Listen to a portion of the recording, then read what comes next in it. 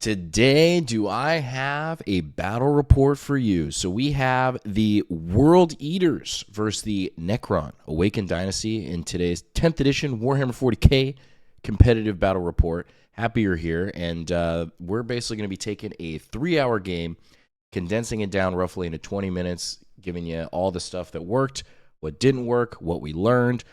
So even if you are not a Necron player, I think you are still going to get a lot of value out of this video today, because a lot of the stuff we're going to be talking about is more kind of from a macro perspective, and just generalities of things that worked and what didn't. So if that's something that interests you, and you're just going to want to stick around. So let's get into it. So we are practicing for a team tournament coming up this weekend. Very excited. Coincidentally, this is not the actual exact list that I'm going to be running in the team tournament, but this is I think more of potentially a singles list that I might be running in the future, because if you see it here, you notice that we have the Silent King on the table. So today we're going to be playing Lichpin, Hammer and Anvil, and we have a WTC medium layout here, so it's a little bit denser than before. And I know a lot of you have been asking, hey, how do you handle these melee matchups? What are you doing? They're a nightmare for me. And so I'm hoping today with this video and me talking about it, it gives you a lot of value in how to handle these matchups and what Awaken can really expose, especially against World Eaters. That just creates, I think, a lot of problems for them, unfortunately. I think that's another big reason why they are struggling into Solar Spearhead right now. It's very hard for them to deal with like characters just getting back up, because they are a monophase army. They don't have a lot of shooting. This list in particular has the Predators, which is nice. So, but most World Eater lists that you see, primarily they're doing the damage in the melee phase, and we're going to talk more about why that is so detrimental when they're playing against an Awakened list like this, okay? So going over to the list here, let's move things along. I'm just going to display it here. I'm not going to go super in-depth about it. If you want to screenshot it, if you want to pause it, check it out, go for it, and then let's move on to the report. So the Crons ended up edging out this victory here today, and I will say it, helped a little bit. Maybe me going second, but World Eaters like going first, so who knows? But our buddy Joel, he played it very well. Definitely some things I think he could have tweaked in to make it a little bit better. I will say, though, that he did not get an advance in charge roll on his blessings until round 4, which was pretty brutal. So I would just like to preface that before we even get into the game. That was kind of rough. But as you're going to see here, so deployment, we have our block of warriors just strung out here and the flayed ones here. So again, we're just kind of creating this wall of stuff that I would just love for him to hit. I'm like, yeah, turn 1, you want to go attack some flayed ones, you want to go attack some warriors, be my guest. Let's have some fun. And then, of course, we're going to keep the Scorpex back here outside of charge range. And then we're going to keep these, the Hexmark in Deep Strike, and then the Locust Destroyer for some utility and some scoring going into the later part of the game. So he's going to get first turn, and he's going to get Overwhelming Force and Cleanse. So Overwhelming Force, unfortunately, he cannot do first turn. And Cleanse is kind of a dud, but at least he's able to score something. So we are going to fast forward here, and more or less this is what his turn looks like. So he's going to stage stuff up, Cleanse behind this wall. He's going to shift up the 8-bound and the Chaos spawn here. We got a unit of Jackals and Spawn staged up right here, and we got Angron ready to just essentially, go over this direction or go over this direction and do some damage. All right. So going into the Cron, turn 1, we get Recover Assets and Engage in all fronts. Engage in all fronts is going to be kind of rough, just because we didn't aggressively place the flayed ones. And trying to get past this line, it's not really worth it first turn. So automatically, I'm just thinking, all right, that's just going to be a CP. Again, from previous videos, we just talk about simplifying your headspace before you even move any of your pieces. So I'm like, all right, Engage in all fronts, that's a CP. We can get and recover assets very easily, just by getting a unit in here outside of my deployment zone, because here's the line. So we're looking for like a little pocket right here, and then just, doing recover with like a Ghost Stark or a Reanimator or something like that. Okay. So very easy to do. So I'm like, okay, simple there. So we're going to move up our pieces. and you're going to see the power of the warriors. Okay, so first turn. I would like to say I luck out a little bit. The flayed ones get a 6 on their advance roll, which was pretty freaking awesome just because it allowed me to get enough flayed ones on the point to actually deny his primary going into round 2. And it also conveniently created this wall here. So the only thing that could potentially go over this is Angron, but you're still kind of making it awkward for him. And then it keeps all of these resources, the spawn, the 8-bound, all of this. The only thing they can really interact with is going through here. And if you're wondering, like, why this flayed one is right here and not right here, I just didn't roll high enough. Like, they were too far back. I would have loved to put, like, a flayed one right here to block his ability to just squeak through here. But at the same time, I don't mind him hitting a Scorpec Lord. It's fine with me. So, and then we're going to basically just line this up with warriors. So literally we have our bow tie over here, bow tie over here, and then bow tie over here, if you're wondering, and then keeping 2 inches within coherency. So we're loading 10 OC up here, 8 OC up here, and we're like, hey, what do you want to do? And what's great about this list is the thing is yeah, I mean, they have to hit this. Like, they can't fly over it or anything like that. And so you're knowing that fact of, like, they're going to hit the warriors, right? Sorry, I feel like I just hit the mic. I apologize. They're going to hit the warriors, and the clapback is going to be painful because either they're going to have to get the king, or they're going to get hit by Xeris, or they're going to get hit by, potentially if they get too aggressive, like Oricon, something like that, right? So we're going to get recover. We're going to pass it over to him. So we're looking at top of turn 2. He is going to shift up the 8-bound here. We have a unit of jackals right here. He's going to shift up the spawn and the jackals right here. Let's keep moving up here. And bear in mind, again, he does not get advance and charge. So Angron's going to hang out. He thought about pushing him up this way and, like, maybe connecting over here, or he could have maybe dropped here, but it was like a 9-inch charge or something like that if he was able to do that.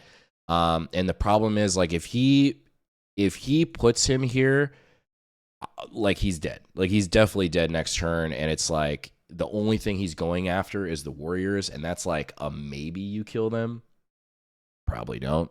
And then you just lost Angron for nothing. So I don't know. You put him in a really tough spot, but he stages everything up. So we have 8-bound here. We got 8-bound here. We got jackals spawn. Like, everything's coming up, okay? Which I'm like, cool. We want. So he charges in, right? And this is what ends up happening. So he charges in, and more or less you expect what happens. So these 2 8-bound over here clean up the Scorpec Lord. The jackals and the 8-bound over here are going to clean up these flayed ones. And then it creates the situation of he can either attack with the 8-bound first, or he can attack over here first. And I think potentially this was, like, maybe missequenced now looking at it, because he probably should have attacked with stuff that maybe didn't kill as many warriors first, because he attacked with the 8-bound first. And so on average, they're probably going to kill like 5 to 10 warriors. And so what ends up happening is you see this frame here, right?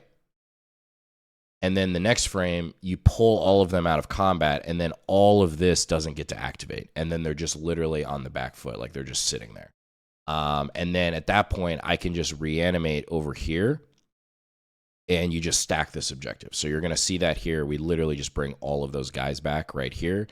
And, like, that's the turn. So, I mean, more or less going at the end of the turn, he successfully pulls me off of this objective and this objective, but I'm still going to get an 8 on primary here, which is completely fine because, again, what this list is doing, this is turn 2, and look at how much he had to shift up as far as resources to try to deal with the warriors. Like, you could say, like, yeah, I'll just ignore the warriors, but the thing is like, I'm going to put them in a position where, like, you have to deal with them right now. Like if you don't deal with them, I'm just going to score a lot of points. So it does create a lot of different interesting situations that a lot of opponents aren't really used to. And now in this situation, you bring the Scorpec Lord back at the end of the turn. Because he is a monophase army, it's very easy for me to get a lot of high value out of the reses, because now the Scorpek Lord can heal and then charge into the 8-bound and potentially clean them up by himself. He's going to do mortals on the charge, and then he's got 4 attacks at 10-3-3. It's like a really good profile into these 8-bound. All right, so more or less in the turn, we're essentially trying to deny him on primary. So we're going to hold this, and then I'm going to try to deny him here and deny him here. So and then, of course, on his turn, he scores Recover Assets, Storm Hostile. So we're looking at bottom of turn 2. We get Assassination, Extend Vital Lines. I cycle Assassination for a CP to get Area Denial, which unfortunately was a dud. He had units here, here, and here, and I couldn't kill all of it. So, like, best case, I was going to get a 2 on Area Denial, which, in hindsight, I think I probably missequenced a couple things here, but at the end of the day, I think this was like more important to try to make sure I get these resources out and deny the primary here, since I already held this point, and just get an extra CP for Area Denial. So we're gonna fast forward here, and you're gonna more or less see that play out. Let's see here.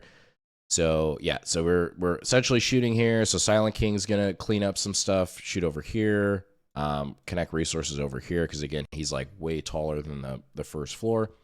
And then Xeris is going to fire over here, and then these Scorpeks are going to clean up these resources over here. So at the end of 2,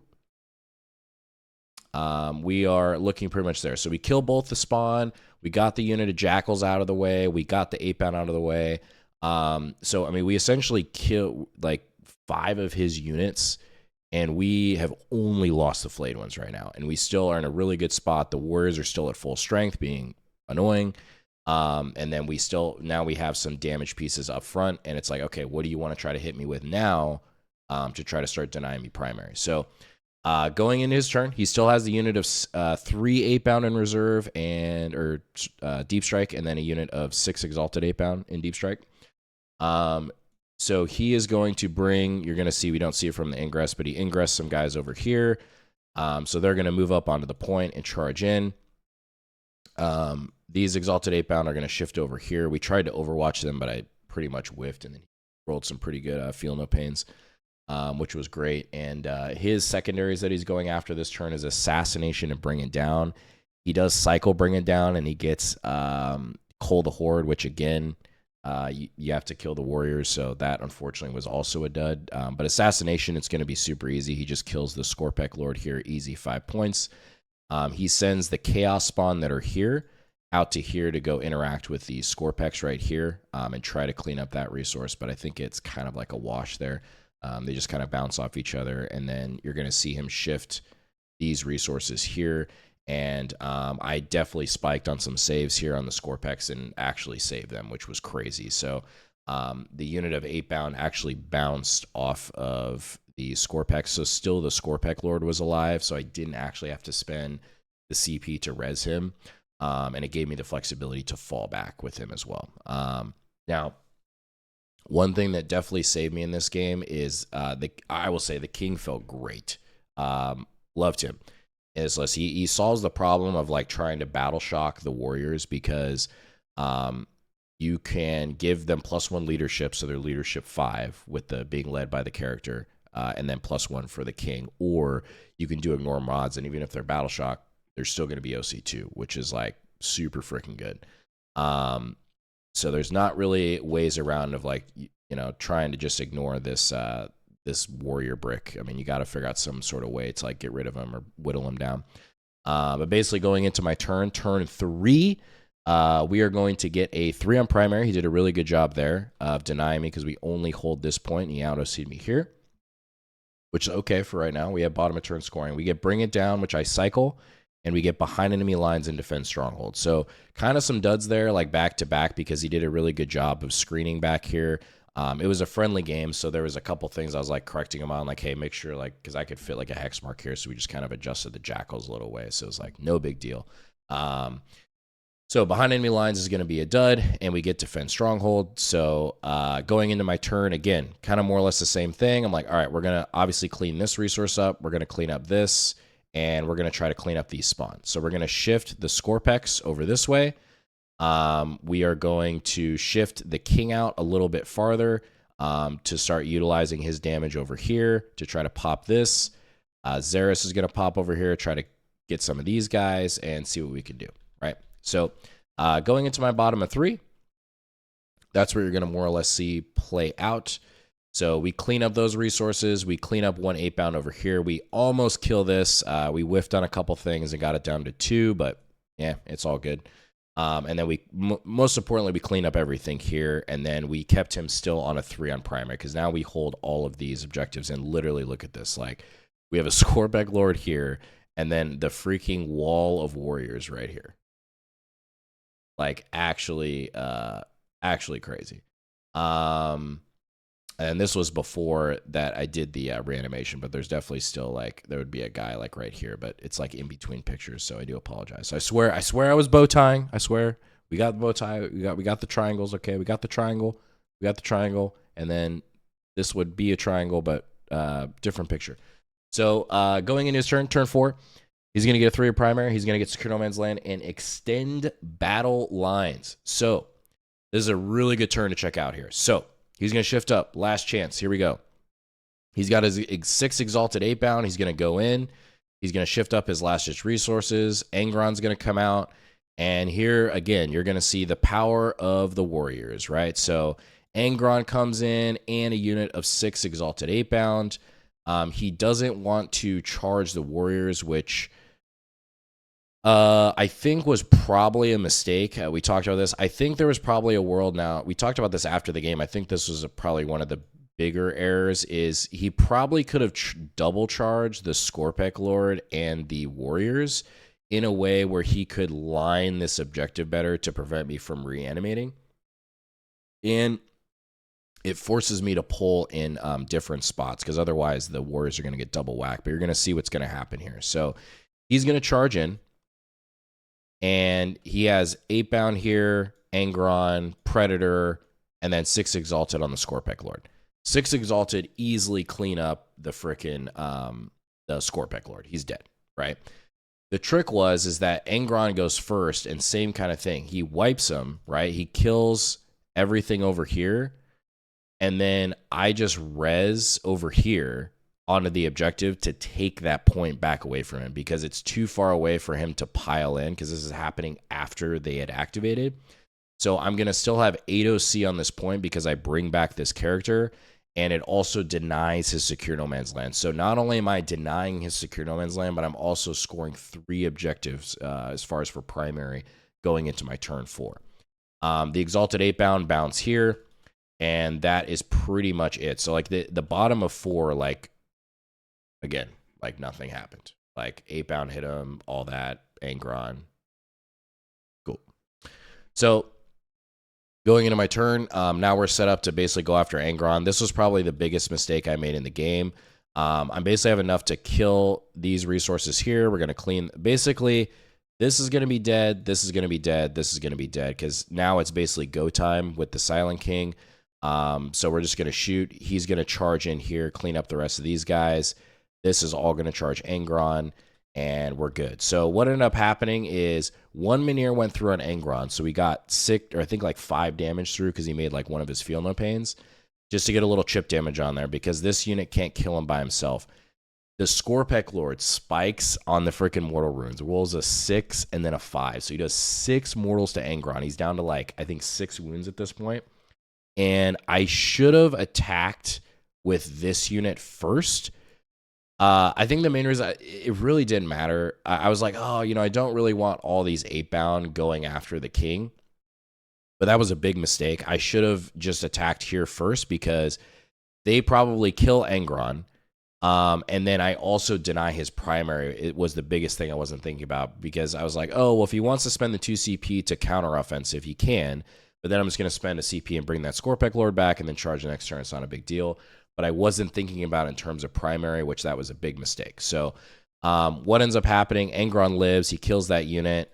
We kill the 8-bound, and that is pretty much the game. So going into turn 5, he's going to get an 8 on primary. He gets no prisoners for 1. Engage is a dud. Mark for death is a dud. And then we get containment and no prisoners on the last turn. So that's basically what it ends up with is like, I contain with something over here and then contain like, with the hex mark over here. And then, we call it a game. So overall, I mean, fantastic game against the World Eaters. Definitely some slight errors, both sides, some tweaks. But overall, I mean, this list felt really good. Even with World Eaters going first on a dense board, no complaints. So, and again, I think with this list, what I've been really noticing as well is that with that warrior brick, especially the way that it plays, you're denying a lot of secondaries in the early game that you don't really think about. It's very hard for your opponent to score like behind enemy lines, locusts, overwhelming force, Cull the Horde, no prisoners, because you're just not exposing a lot in that first turn.